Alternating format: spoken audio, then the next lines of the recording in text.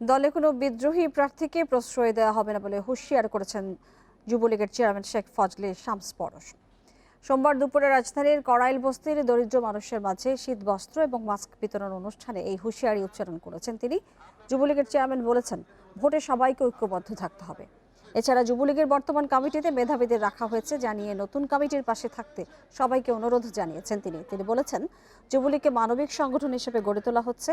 মানুষের যে কোনো প্রয়োজনে নেতাকর্মীদের পাশে থাকার নির্দেশ দিয়েছেন শেখ ফজলে শামস পরশ। তিনি জানান, মহামারীতে মানুষের পাশে দাঁড়িয়ে প্রধানমন্ত্রীর দিক নির্দেশনায় তার দেয়া উপহার সামগ্রী মানুষের হাতে পৌঁছে দিচ্ছে যুবলীগ। এর আগে যুবলীগ সাধারণ সম্পাদক মাইনুর হোসেন খান নিখিল বলেছেন, কড়াইল বস্তিতে মাদক ব্যবসা বন্ধ করতে হবে। এজন্য স্থানীয় কাউন্সিলরকে ভূমিকা রাখার আহ্বান জানিয়েছেন তিনি।